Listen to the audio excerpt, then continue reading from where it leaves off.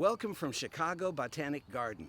This is the part of the garden that is usually filled with people, but today there's no one here.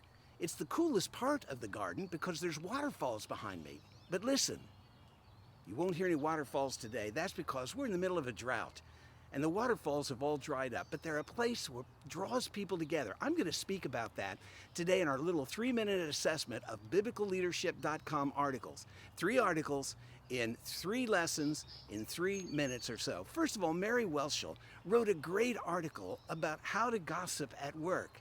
She points out that the Bible tells us in Romans 1:29-31 that gossip is as bad as murder and is as bad as those who hate God. You know, we don't think of gossip, we think it is something innocuous, but she says we really got to remember how important it is not to gossip. She said, how do we perform in the marketplace, in the business world? We don't gossip. Thanks, Mary, for just reminding us to just say no to gossip, because we want to be a testimony to those around us. Second article was by Bob Russell. Now, he's the former pastor of this big mega church in Louisville called Southeast Christian Church.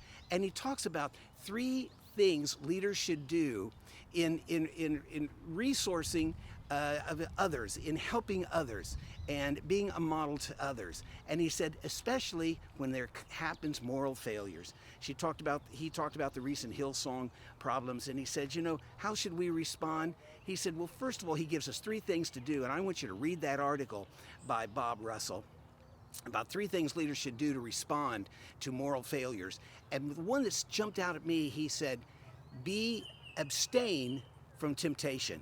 He said he knows himself that there's temptation that is always going to occur when you're given more responsibility. And he said you have to just abstain from it completely. Don't even toy with it.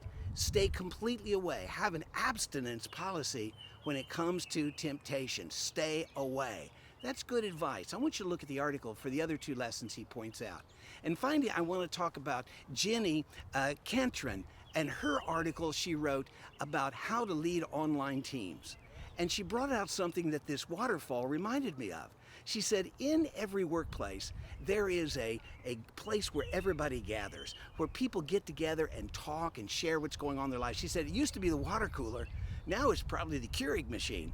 But she said the water cooler is a place of refreshment where people go talk. She said to have online ministries, to have some of your workers working from home, you need to have an online place like a water cooler where people can gather and talk. So she suggests, and it's a great idea, have some sort of room that you would, chat room, where they can go each week and talk about their families and pray for one another.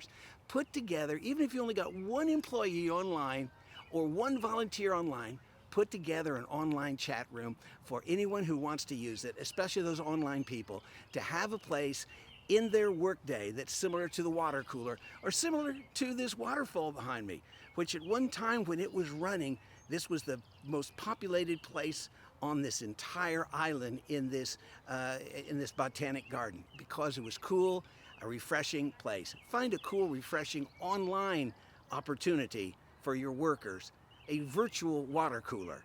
Thank you, Jenni, for sharing that with us. All those articles you'll find in biblicalleadership.com. I'm Bob Whitesel from the Chicago Botanic Gardens.